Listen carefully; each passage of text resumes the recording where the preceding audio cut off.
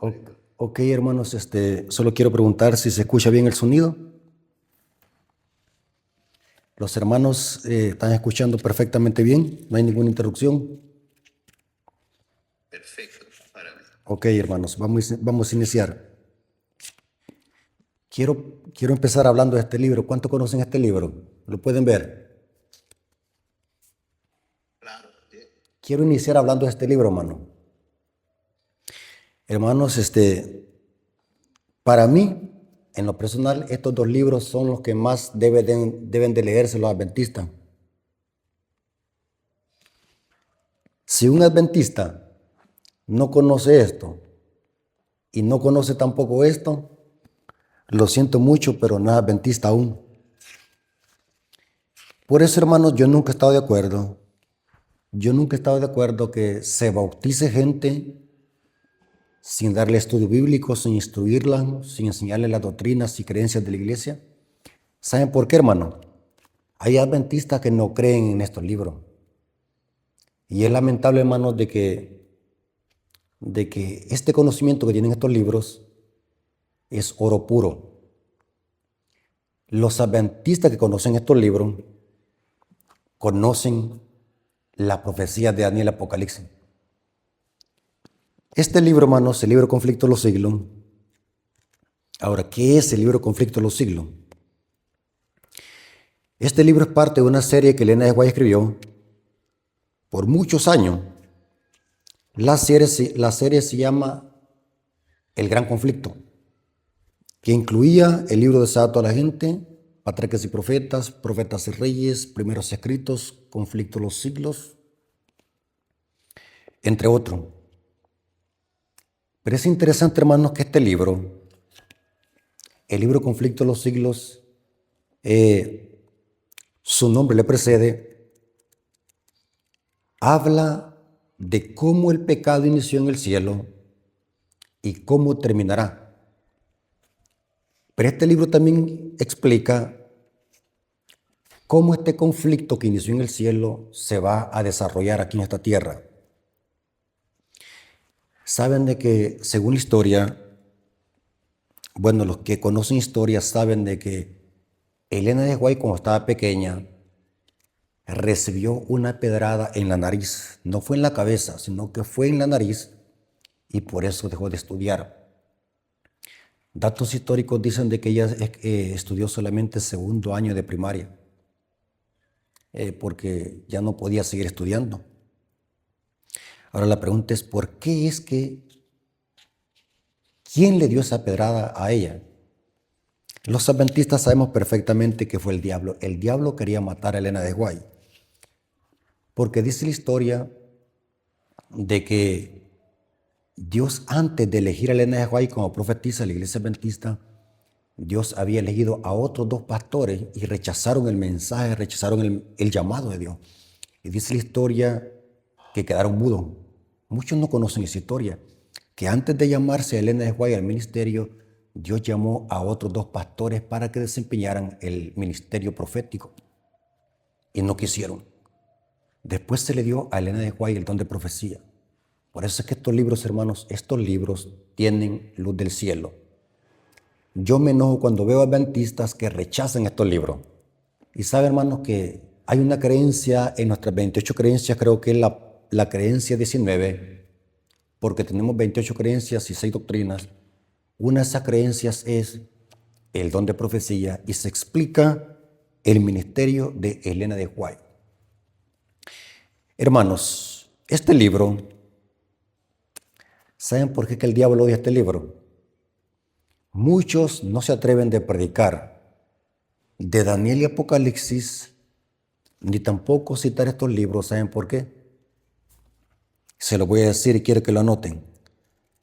Porque estos libros desenmascaran al sistema papal. Mire qué interesante, hermano.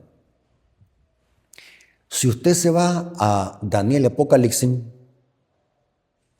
donde quiera va a encontrar al sistema papal. Noten. Es importante que puedan ustedes comprender eso. Donde quiera que usted lea Daniel y Apocalipsis, va a encontrar al sistema papal. Por lo tanto, a un predicador no le conviene hablar de profecía daniélica y apocalíptica. ¿Por qué razón? Porque si habla de esos temas, por ende tiene que hablar del sistema papal.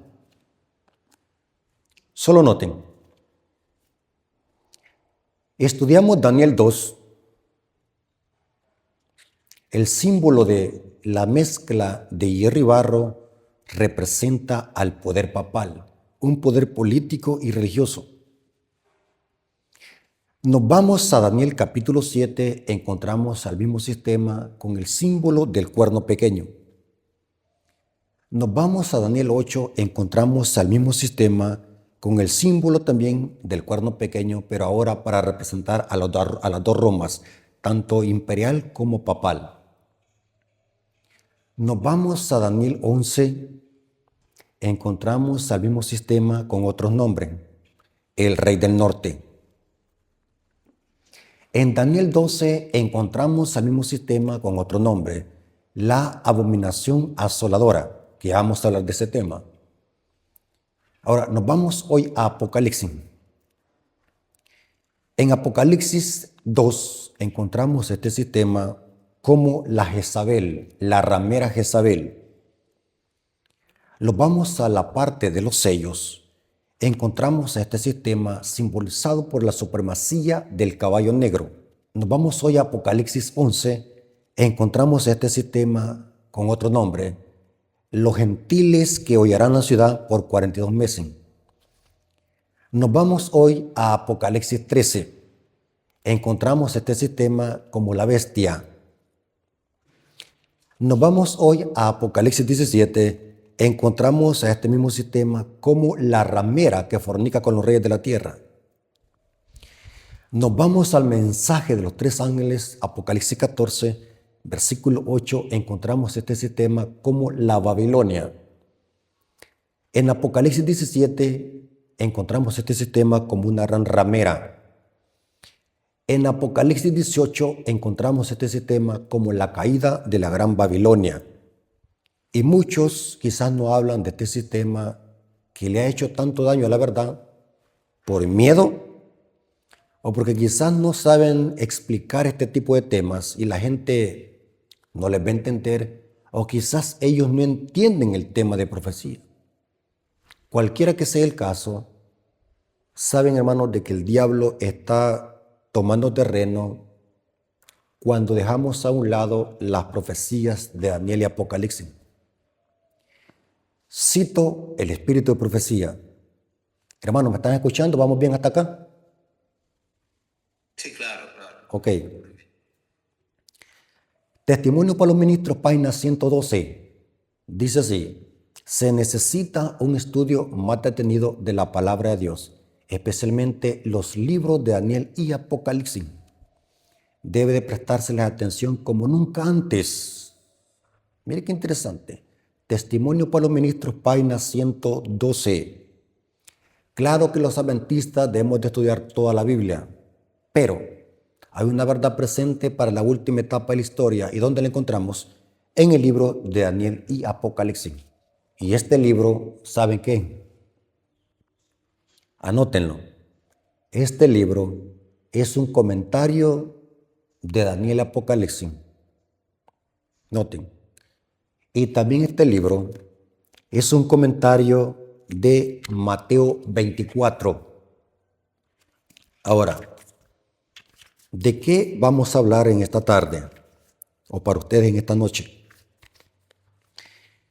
Quiero hacerles una pregunta, hermanos. ¿Cuántos de ustedes tienen este libro ya? ¿Lo tienen en su casa? ¿Cuántos de los que están escuchando este mensaje tienen este libro o ya lo leyeron? Porque de esto depende que podamos entender este tema. Mire, hay hermanos que les gusta comprar otros libros, y no estoy diciendo que sea malo. Pero ¿y esto?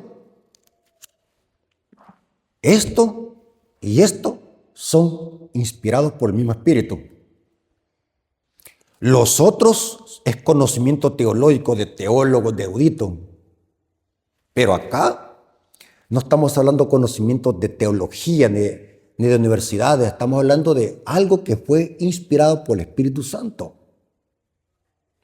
Ahora, ¿de qué tema quiero que hablemos? ¿Saben con qué inicia? ¿Cuál es el capítulo primero de este libro? Después del prólogo tenemos el primer capítulo. O sea, el primer capítulo habla del destino del mundo predicho. Ahora, ¿pero de qué habla el capítulo 1?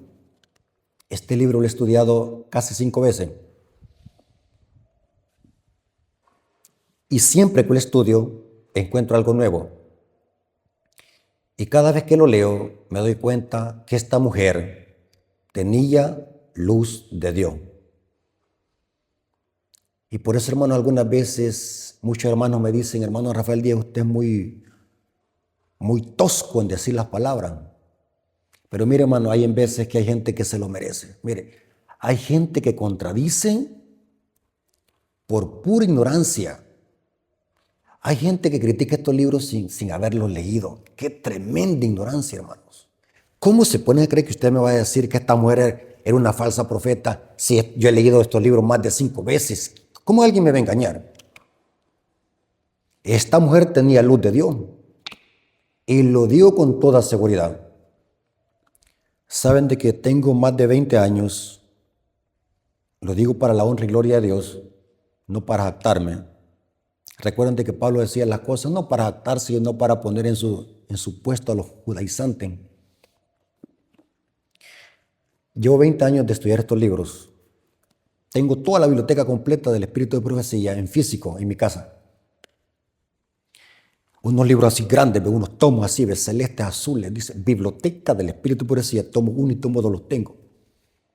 Inclusive, para ese tiempo no existía tecnología, no existía ni Facebook, no existía ni TikTok, nada, pura letra. Pero es interesante, hermanos, que el primer capítulo del libro Conflicto de los Siglos, ¿sabe con qué inicia? ¿Saben de qué está hablando el capítulo 1? Está hablando de Mateo 24. O sea que esta mujer inicia este libro hablando de Mateo 24. Ahora les voy a leer una cita de el libro Obreros Evangélicos, página 154, párrafo 2. Obreros Evangélicos, página 154, párrafo 2. Hermanos, quiero que esta información que estoy dando, que la noten porque esta información vale oro. Vean cómo apuntan esta información porque vale oro. Bueno, el video se va a grabar para que se suba a mi canal de YouTube. Y de paso, hermano, si aún no se han suscrito al canal, suscríbanse para que siempre que subamos un video, su celular le notifique. Suscríbase. Hágalo por su bien para que aproveche el conocimiento y el don que Dios me ha dado de enseñar y de explicar. Obreros Evangélicos, página 154, párrafo 2. Hablando de Mateo 24, noten cómo ella explica. El capítulo 24 de Mateo me ha sido presentado repetidas veces. ¿Cuánto? No se sabe, dice repetidas veces. Como algo a que se debe ser atraída la atención de todo. ¿De cuánto? De todo. Vivimos hoy en el tiempo de las predicciones de ese capítulo que se están cumpliendo. Ahora, aquí va para los predicadores. Si usted que me está viendo es pastor de iglesia, anciano o predicador laico, o si es miembro común, también es para usted. Noten cómo dice. Expliquen nuestros predicadores y maestros estas profecías. Eso estoy haciendo yo hoy. Estoy obedeciendo lo que dice esta cita. Expliquen nuestros predicadores y maestros estas profecías a aquellos a quienes instruyen. Excluyan de sus discursos los asuntos de menor importancia y presenten las verdades que decidirán el destino de las almas. Noten, excluyan O sea que hay temas que se predican en el púlpito que no alimentan el rebaño. Porque dice aquí, excluyen de sus discursos los temas de menor importancia y presenten, ¿qué dice? Las verdades que decidirán el destino de las almas. Ella está hablando de Mateo 24. Y con este capítulo inicia el primer capítulo del conflicto de los siglos. El destino del mundo predicho. Mateo 24. O sea, que Mateo 24 es un capítulo apocalíptico para entender los eventos finales en relación a Apocalipsis 13. Y bueno, todo el libro de Apocalipsis tenemos que despedazar y conocer perfectamente, no a media, perfectamente Mateo 24. Inclusive Mateo 24 y Mateo 25 es un solo sermón. Los eruditos dividen el capítulo 24 y el capítulo 25, pero en el griego es un solo sermón. El capítulo 24 y el capítulo 25. Cristo termina con dos parábolas. De Mateo 24 se han escrito cientos de libros. Solamente aquí, en este estudio, en esta clase, vamos a hacer un estudio profundo solamente de un versículo. Noten en este libro, Conflicto de los Siglos, les voy a dar la cita. En la página 25 de este capítulo primero, en la página 25, Elena de White dice, noten, Jesús declaró a sus discípulos los castigos que iban a caer sobre el apóstata Israel y especialmente lo que se debería sufrir por haber rechazado y crucificado al Mesías. Iba a producirse señales inequívocas, precursoras del espantoso desenlace. La hora aciaga llegaría presta y repentinamente. Ahora, noten Elena de White de qué está hablando y qué es lo que dice. Ella dice, el Salvador advirtió a sus discípulos. ¿Qué es lo que advirtió? Por tanto, cuando veáis la abominación de la desolación que fue dicha por el profeta Daniel, noten, que estará en el lugar santo, el que lea entienda. Entonces los que estén en Judea huyen a los montes. ¿Saben qué versículo está citando ella en este capítulo? Mateo 24, 15 y Lucas 21, 20. Pongan el dedo ahí en ese versículo y vamos a leerlo de qué habla. Ahora noten cómo termina el pasaje. Tan pronto como los estandartes del ejército romano idólatra fuesen clavados en el suelo sagrado, que se extendía varios estadios más allá de los muros de Jerusalén, los creyentes, no los impíos, los creyentes debían huir a un lugar seguro al ver la señal preventiva. Todo. Los que quisieran escapar debían hacerlo sin tardar, tanto en la tierra de Judea como en la propia ciudad de Jerusalén. El aviso de la fuga debía ser aprovechado en el acto. Todo. Noten la cita cómo termina. Todos debían marcharse sin tardar si no querían verse envueltos en la ruina general. Ahora, noten que Elena de White habla de una profecía que profetizó Daniel. Noten, Daniel profetizó una profecía. O sea que Cristo, mire qué interesante. O sea que Cristo era un maestro de profecía. Cristo predicaba profecía. Saben de que yo cuando la gente me dice, hermano Rafael Díaz, ¿por qué no predica de amor? Si aquí estoy predicando de amor. Estoy predicando lo que Cristo predicaba y lo que dice Elena de White que prediquemos. Lo que pasa es que la gente dice, hermano, predica de amor porque ellos creen de que el evangelio es algo sentimental. Pero predicar profecía es predicar el evangelio y es predicar de amor. Ahora, noten que Elena de White está haciendo alusión a una profecía daniélica. Cristo está haciendo alusión al profeta Daniel. Vámonos a Mateo 24, versículo 20, versículo 15-20. Quiero que lo anoten, hermano. Lean conmigo, por favor, porque quiero ir con detalle. Si ustedes leyeron Mateo 24, Cristo está haciendo una alusión a algo que dijo Daniel. Por tanto, cuando veáis en el lugar santo la abominación desoladora del que habló el profeta Daniel, el que le entienda.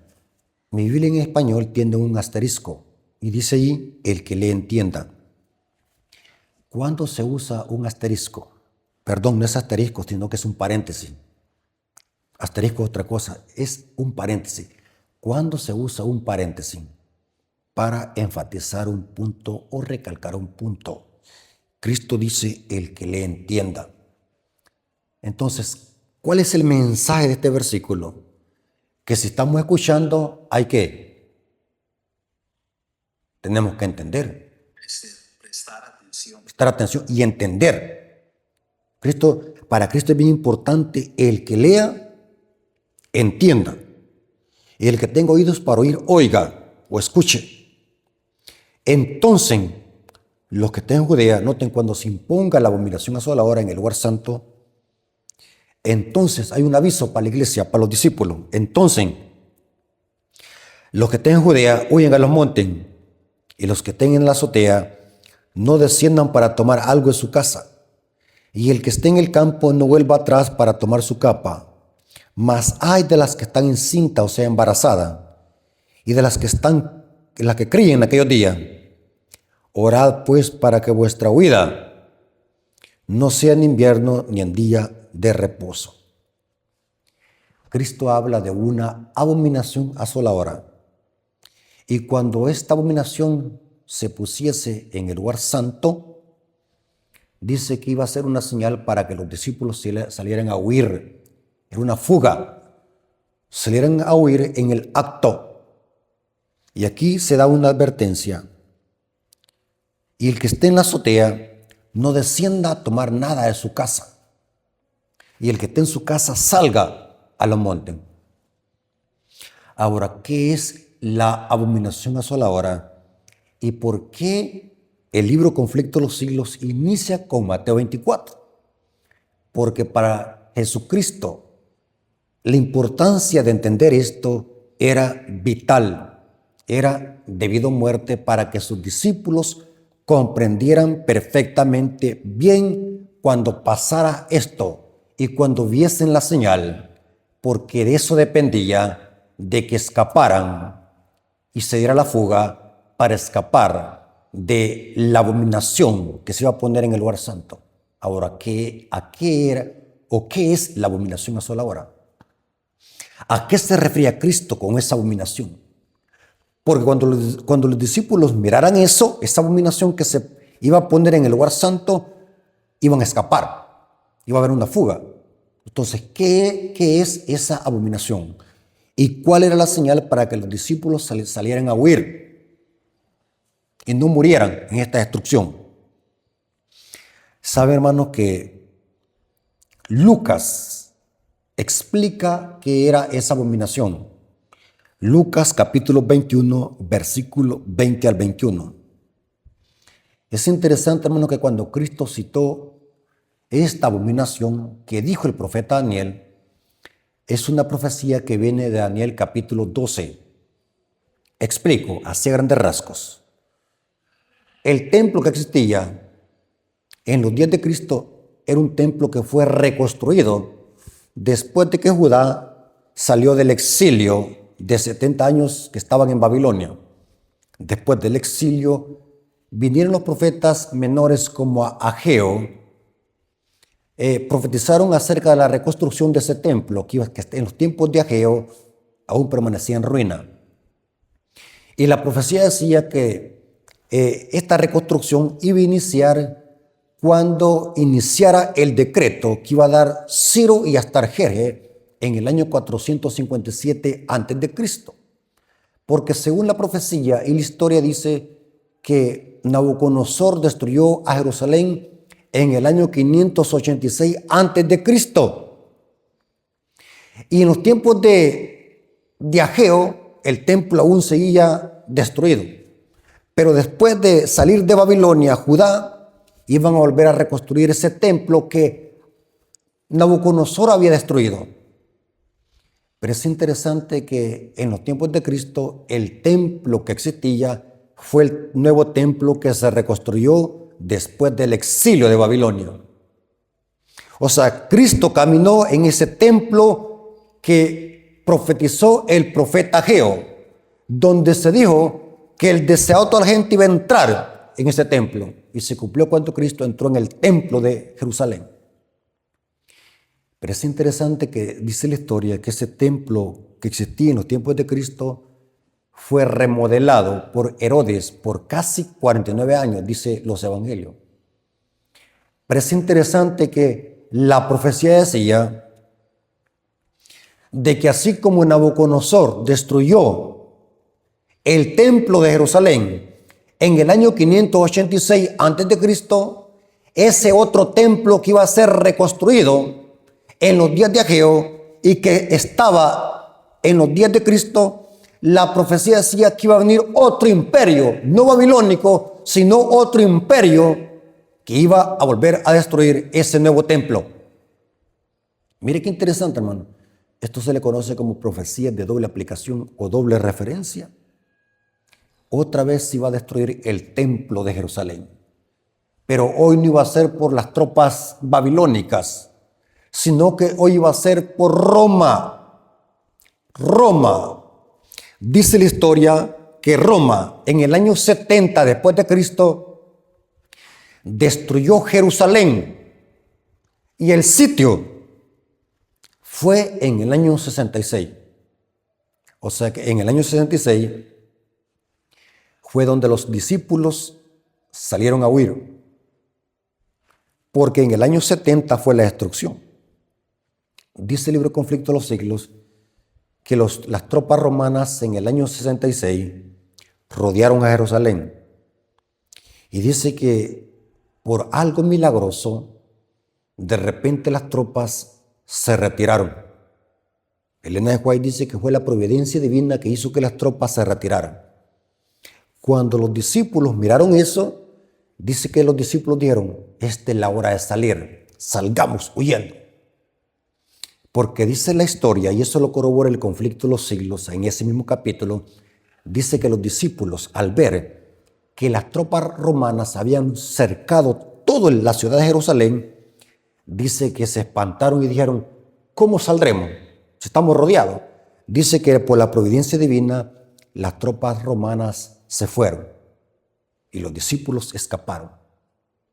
Dice que los discípulos vieron que los romanos clavaron unas banderas, unos estandartes romanos.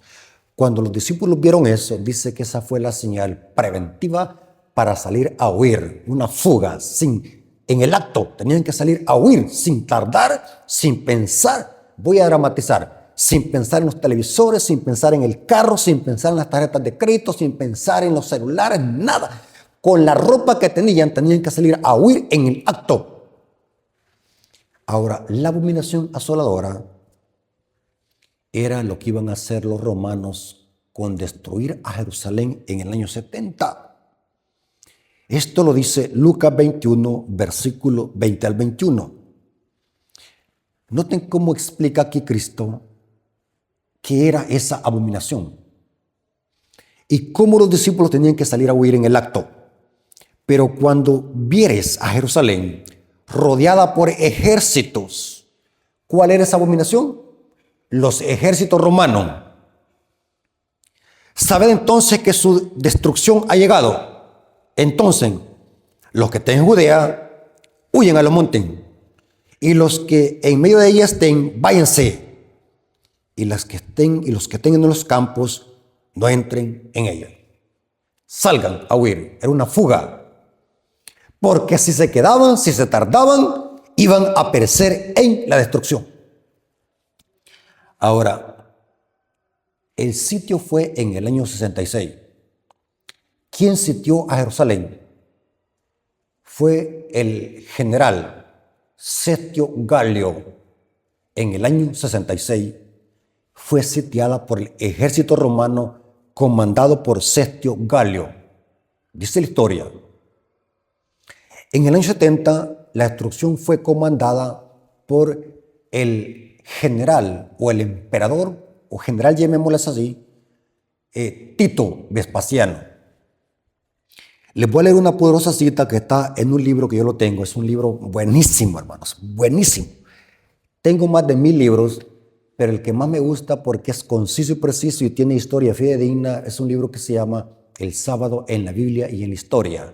Yo lo tengo en PDF, si alguien lo quiere, comuníquese conmigo, yo se lo mando en PDF para que lo pueda descargar en su tablet o lo ande en su celular. Noten este libro como dice lo que pasó con la ciudad de Jerusalén y con el templo. Porque los judíos se jactaban, se habían hecho idólatras con el templo de Jerusalén. Noten que amaban más el edificio que la gloria de Dios, amaban más el edificio que el deseado de toda la gente. Y de paso, en base a ese párrafo que dice el libro de Ageo, es que Elena de White le puso a su libro el deseado de toda la gente. El libro El sábado en la Biblia y en historia, página 17 a la página 18, dice así. La historia demuestra que el cometa Halley, esto me lo enseñaron en la escuela, del cometa Halley. Yo pensé que era ciencia ficción, pero la historia es fidedigna. La historia demuestra que el cometa Halley se estacionó sobre Jerusalén en febrero del año 66. Recuerde que fue el sitio después de Jesucristo. La ciudad fue sitiada por el general romano Sestio Galo durante la fiesta de tabernáculos en el mismo año. Esta fue la fuga de los discípulos. Es decir, que la observancia del día sábado debería ser motivo de preocupación entre los seguidores de Cristo, desde el comienzo de la dispensación cristiana hasta el otoño del año 66 después de Jesucristo. Cuando al fin pudieron escapar de la ciudad sitiada, Jerusalén fue destruida en el año 70 después de Cristo por el general Tito Vespasiano. Tremendo, hermanos, tremendo. Ahora, ¿por qué he dicho yo esto? Alguien me puede decir, hermano, ¿y eso de qué me sirve la historia a mí? Elena de White dijo que tenemos que estar estudiando Mateo 24 con relación con Daniel y Apocalipsis. ¿Saben, hermanos, que Mateo 24 se va a volver a cumplir? Muchos no saben. Yo he escuchado predicadores que dan buenos temas, pero ven Mateo 24 solamente desde la perspectiva histórica y la presentan de una perspectiva superficial. Viene un terremoto, un cataclismo, dicen, Mateo 24 lo dice, y se quedan allí. Eso ya está, mire, eso lo pueden hasta los mundanos, hasta los borrachos repiten Mateo 24. Cuando hay un terremoto dicen, la Biblia lo dice, que iban a haber hambres, terremotos y pesten. O sea, lo presentan de una manera superficial. Pero saben, hermanos, que Mateo 24, escuchen lo que les voy a decir.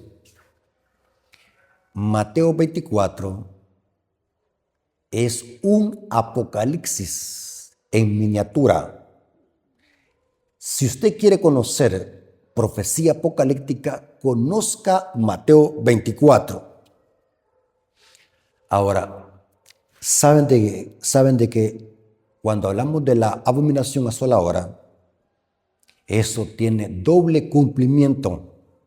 Y esto, hermanos, lo que voy a decir no es para que nos dé miedo, porque el objetivo de las profecías no es para darnos miedo, sino para darnos esperanza y alegría. Eso dice Apocalipsis 1:3. Ahora, ¿saben de que Mateo 24, especialmente la abominación asoladora, se va a volver a cumplir? Muchos no lo saben esto. Mateo 24 es un sermón profético con doble cumplimiento. Quiero que repita conmigo. Mateo 24 es un sermón profético con doble cumplimiento. Se lo voy a demostrar con el mismo sermón que Cristo dijo. Mateo 24, Noten cómo dice Mateo 24, versículo 3.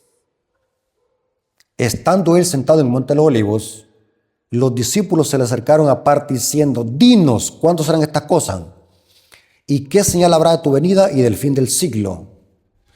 O sea que los discípulos están preguntando por lo que va a pasar o los acontecimientos que van a preceder a la venida de Cristo.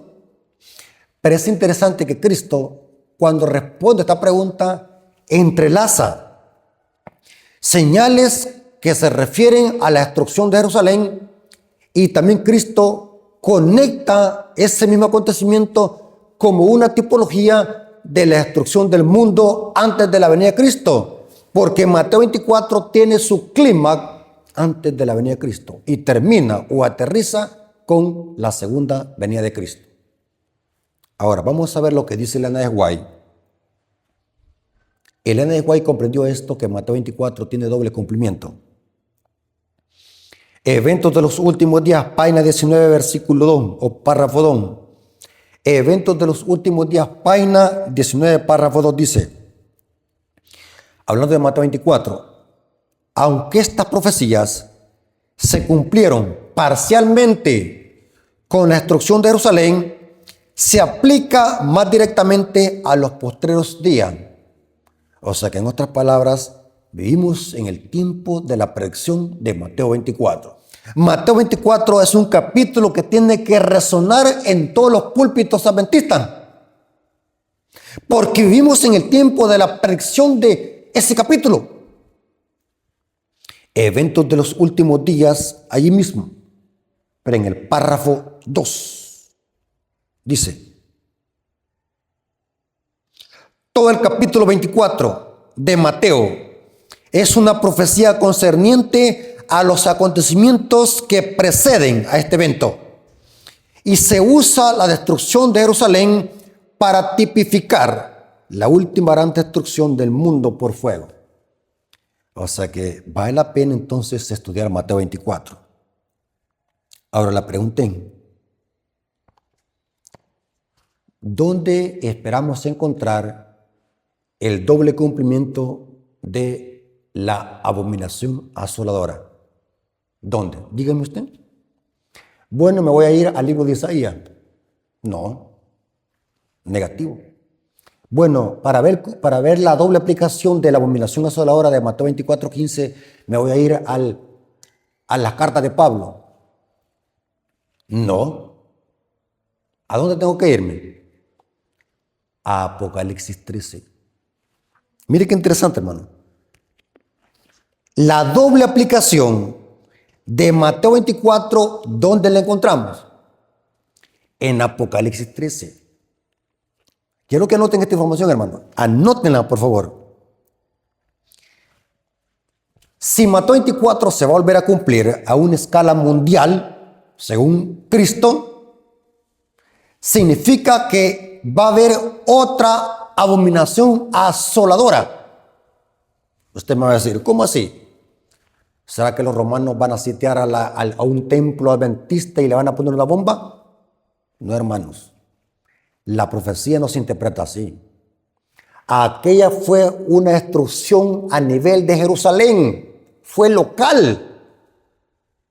Pero ahora vamos a ver de que todo eso es una tipología, es algo simbólico. Mateo 24 ahora tiene que entenderse mundial. Jerusalén ya no es un templo físico. Jerusalén, ¿a quién representa? A la iglesia. ¿O ignoráis que vuestro cuerpo es templo del Espíritu Santo? Es el naos. La iglesia ahora es el templo. Pregunto, ¿y la iglesia adventista, verdad que solamente pertenece a la esperanza donde yo me congrego? No, es mundial. O sea que el templo de Jerusalén ahora representa a toda la iglesia que está en todo el mundo. Y la abominación asoladora tiene que ser también ¿qué? Un sistema global y mundial, pero que también tiene rasgos romanos. Porque así como Roma imperial destruyó a una Jerusalén literal en el año 70 iba a haber un poder romano que le iba a hacer la guerra a la otra Jerusalén, que representa a la iglesia. ¿Están conmigo, hermano? ¿Van siguiéndome? Hermanos, ¿me están entendiendo? Sí, claro. Bien clarito. Ahora, ¿saben? Yo me lleno de impacto. Bueno, que yo cuando estudio estos temas de profecía me emociona. ¿Saben de que me gusta estudiar profecía? Mire, hermano. ¿Saben de que el capítulo que todo adventista debe estar estudiando, y quiero que lo anoten, es Apocalipsis 13? Anótelo. Apocalipsis 13 es el capítulo que todo adventista debe estar estudiando en relación con Mateo 24. ¿Saben dónde encontramos la otra abominación asoladora? ¿Dónde creen ustedes que la encontramos? ¿En qué parte de Apocalipsis 13? ¿En qué parte? Apocalipsis 13, versículo 15 al 17. Leamos todos juntos. Apocalipsis 13, versículo 15 al 17. Yo en mi canal tengo un tema, o tengo varios temas donde explico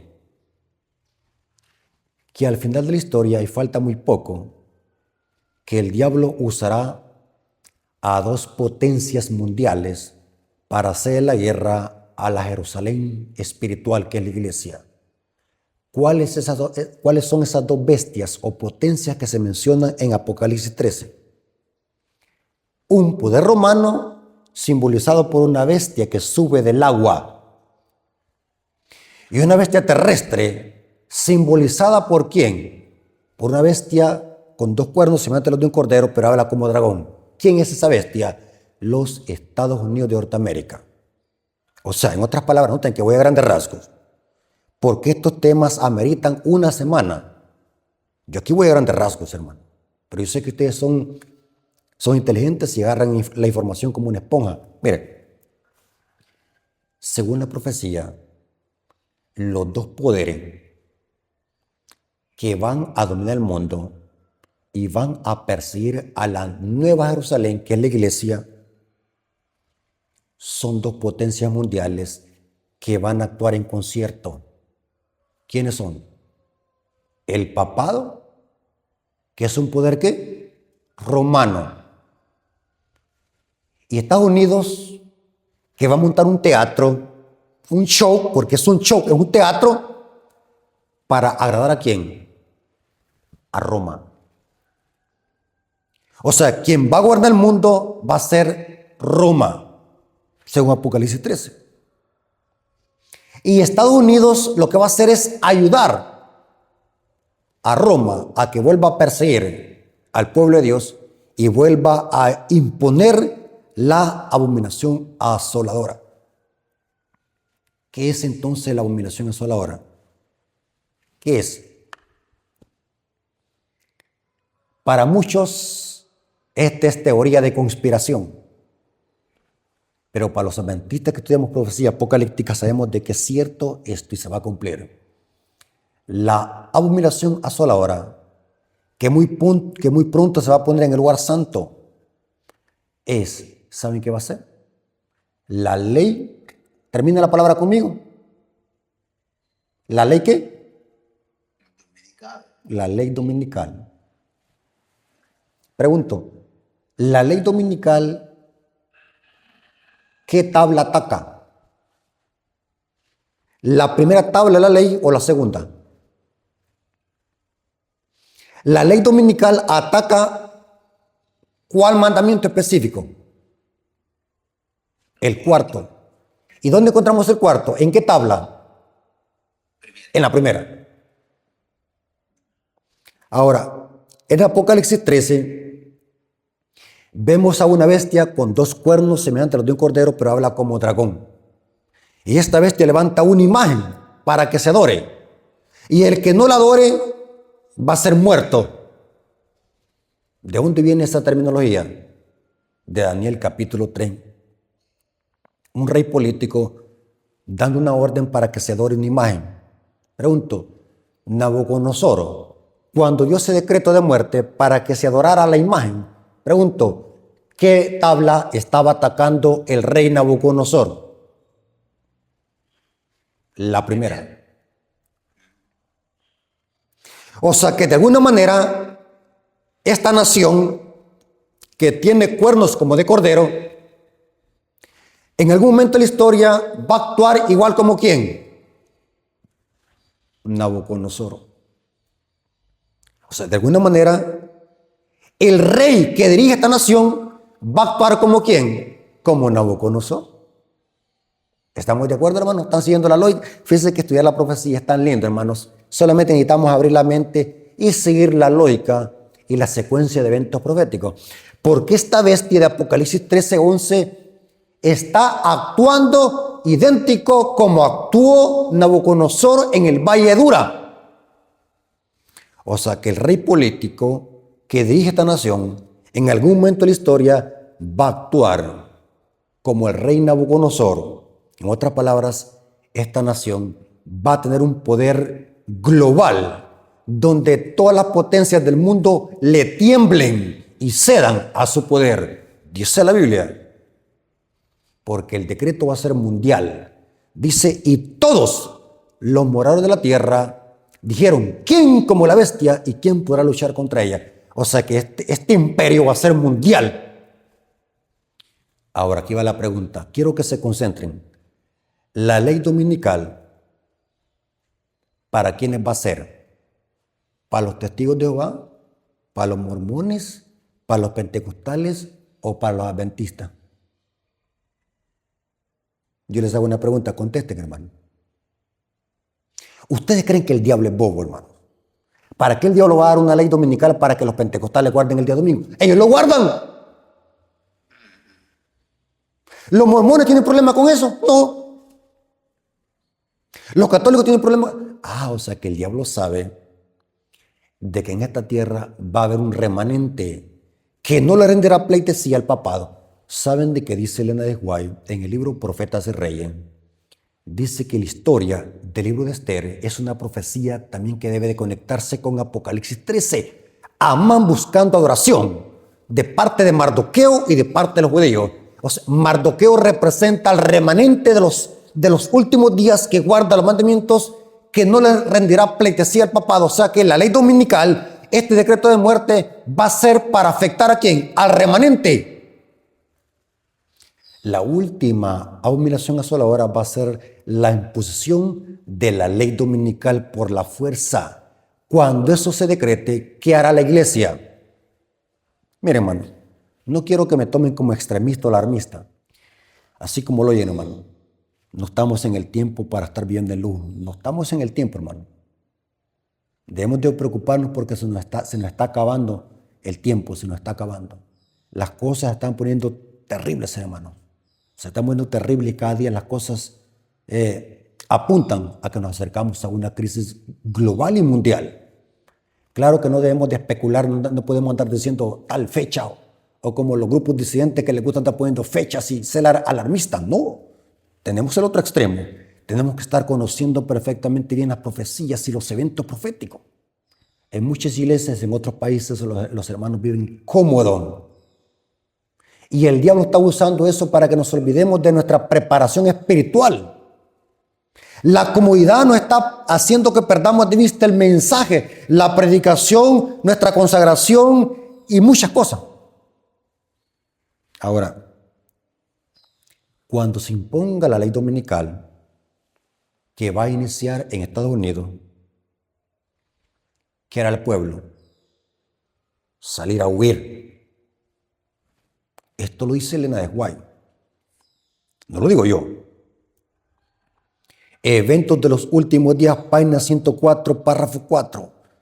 Noten ella cómo conecta la destrucción de Jerusalén y el sitio con el decreto dominical por imposición y por decreto legislativo, o sea, por la fuerza.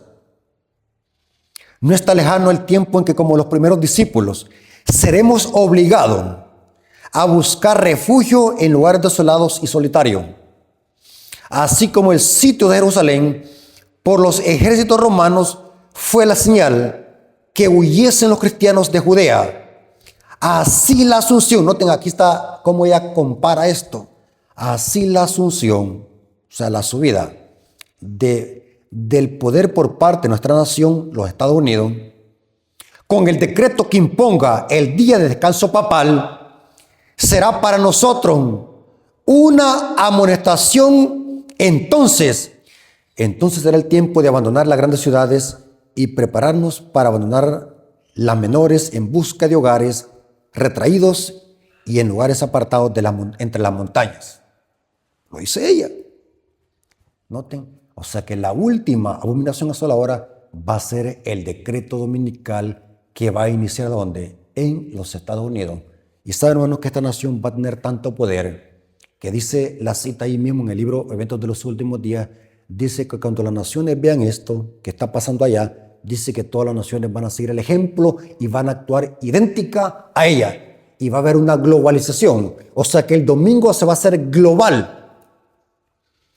Porque dice Apocalipsis 13, versículo 15 al 17, y se le permitió infundir aliento a la imagen de la bestia, para que la imagen hablase y hiciese matar a todo aquel que no la adorase. ¿Va a haber un decreto de muerte? Sí. O sea, aquí vemos otra abominación asoladora. Y hacía, noten que esto es un imperativo, y hacía que todos, pequeños, grandes, ricos y pobres, libres y esclavos, se les pusiese una marca en la mano derecha o en la frente, y que ninguno pudiese comprar ni vender, sino el que tuviese la marca o el nombre de la bestia o el número de su nombre. O sea que va a haber una globalización. Se van a privatizar todos los recursos naturales. Noten, este sistema va a controlar la moneda, porque aquí dice que nadie va a poder comprar ni vender.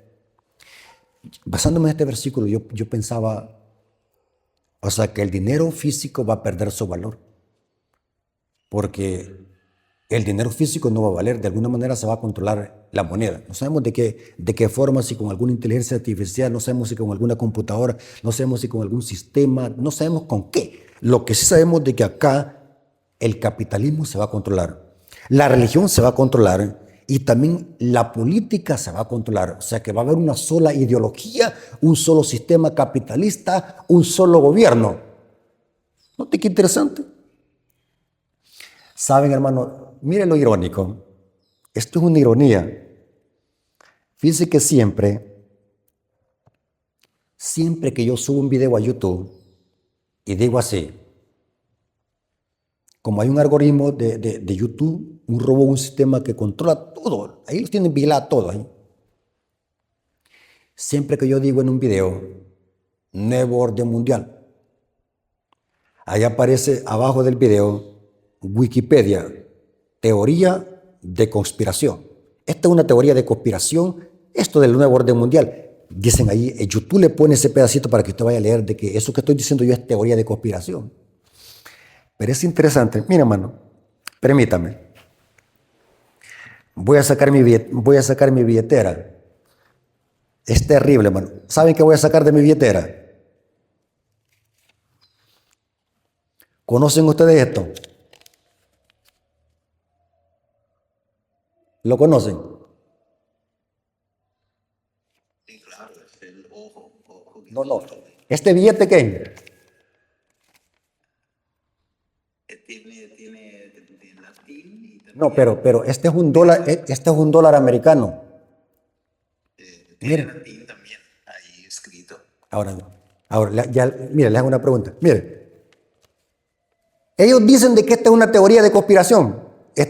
Hablar del nuevo orden mundial, de los Illuminati, de los masones. Pero mire qué irónico. Mire ellos. Ahora, mire. ¿Qué tiene que ver los gringos? Esa palabra es una palabra despectiva, yo sé, gringo.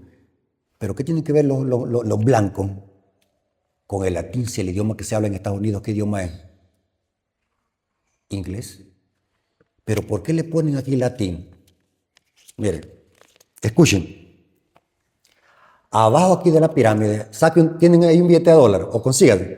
Abajo aquí de la pirámide hay números romanos. ¿Qué tiene que ver esto con números romanos? ¿Qué tiene que ver Estados Unidos con números romanos? Aquí hay números romanos que dice es la fecha de independencia de Estados Unidos, 4 de julio de 1776, hay números romanos. Acá abajo de la pirámide, números romanos. En latín dice Novus Ordum Seclorum, aquí en un pergamino abajo de la pirámide, Novus Ordum Seclorum. ¿Sabe qué significa en latín eso? In the rise of the New World Order. Nuevo orden mundial. Novus Ordum Seclorum. Interesante. Ahora, aquí vemos también un águila. Mire, busquen, hermano, información para que no vayan a decir de que esto es invento mío. ¿Saben qué dice Flavio Josefo? Métanse a una inteligencia artificial. ¿Cuál era el símbolo que tenían o cuál era la imagen del animal o del ave que tenía la bandera de los estandartes romanos? ¿O cuál era el símbolo que usaban? Un águila. El águila. Vemos aquí un águila. Vemos también una pirámide. El mismo dólar está diciendo, mire, nuevo orden mundial. O sea, que este sistema, ¿qué es lo que va a planear? ¿Cuál es el propósito de este sistema? Establecer que un novus ordum seclorum. El dólar. Una pirámide. ¿Saben de que las pirámides egipcias con un ojo, saben de qué es el ojo? ¿Saben qué simboliza el ojo? El ojo de la provincia, el ojo que todo lo ve. ¿Sabe de que ese es un ojo masónico, los masones? Porque los emancipadores, Thomas Jefferson, Abraham Lincoln, Thomas Jefferson, hay otros emancipadores, ellos eran masones. Por ejemplo, Washington, tenemos George Washington, yo creo que era George Washington, sí, George Washington es este, ¿verdad que George Washington? Era masón grado 33. Busquen información. O sea que de alguna manera, Satanás, al final de la historia, va a establecer un nuevo orden mundial. Una sola religión, una sola moneda, un solo sistema político y religioso y un solo día de qué? Único día de reposo. ¿Cuál creen ustedes de qué va a ser? ¿Ah? ¿Ustedes creen que yo necesito tener una mente de Salomón o de Albert Einstein para usar la mente y decir, no, yo sabemos por qué va? El diablo es astuto. La última dominación asoladora tiene que ver con qué? Con el establecimiento del domingo por la fuerza.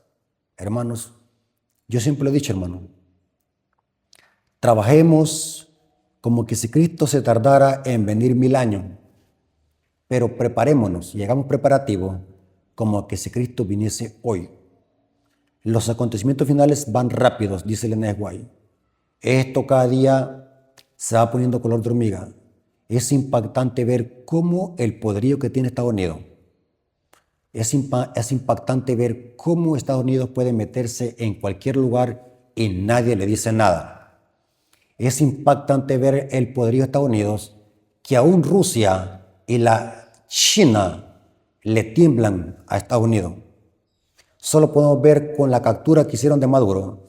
La Rusia, a Vladimir Putin se quedó con los brazos cruzados y la China también no dijo nada. ¿Por qué? Porque le tiemblan.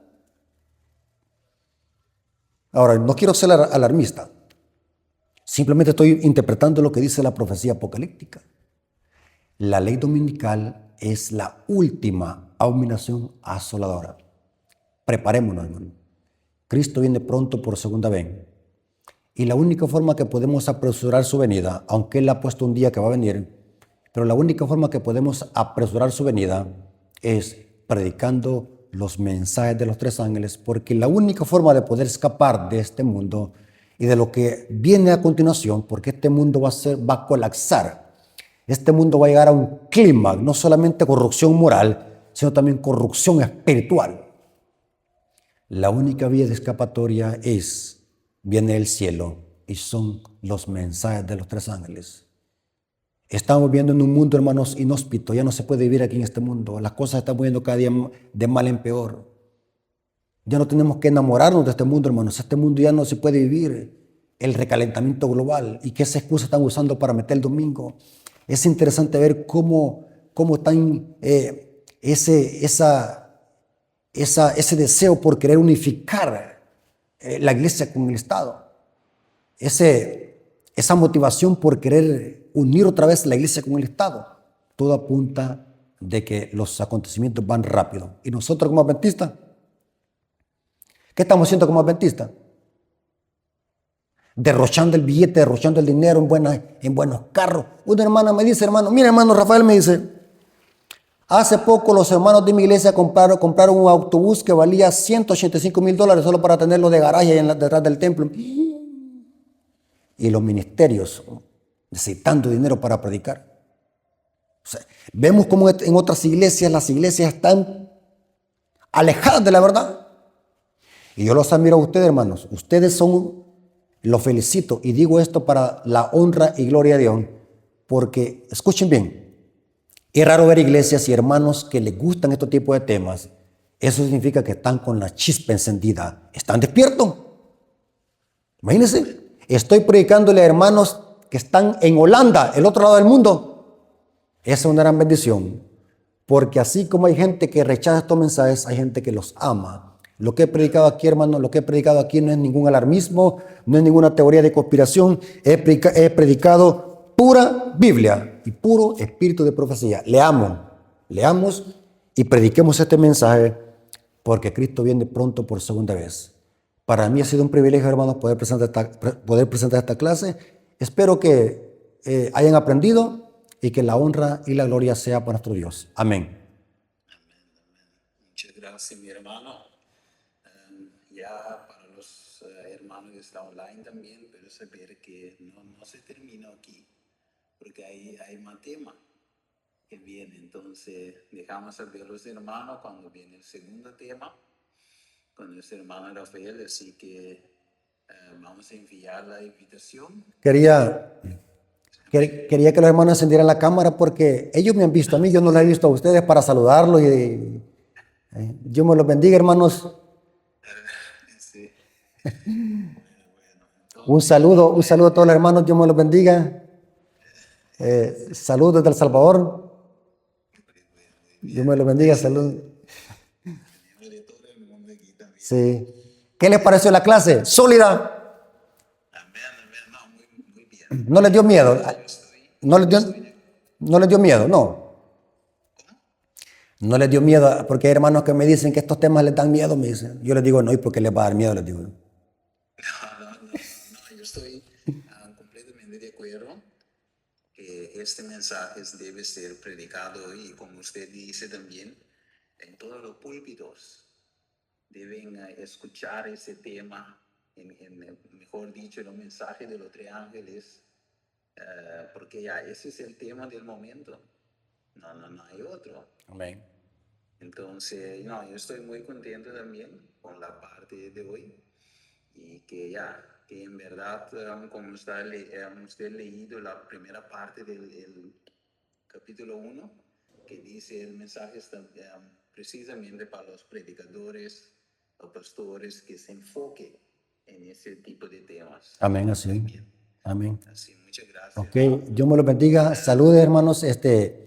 Y hasta la próxima. A ver cuando tenemos otra reunión. Estamos allí pendientes, estamos a la orden, cualquier cosa. Sí. Ahí estamos a la orden. Sí, el hermano hermana Jennifer, que habló con usted, lógicamente decirte. Sí, ok, hermano. Dios me los bendiga. Saludos a la familia, a todos los hermanos. Sí, gracias, muchas gracias. Amén, gracias. Gracias, Padre eterno que está en el cielo, porque por tu amor y tu misericordia hemos aprendido de tu palabra, de las profecías que has dejado en tu palabra. Bendice a los hermanos que van a escuchar este tema y los hermanos de Holanda. Bendíceles a ellos que puedan ellos cada día crecer en conocimiento y aprender de estas hermosas profecías que anuncian el porvenir. Gracias, Señor, por todo. Gracias porque aquí nos ayudaste. Te lo agradecemos en el nombre de Jesús. Amén. Dios me los bendiga, hermanos. Saludos para todos. Amén. Gracias.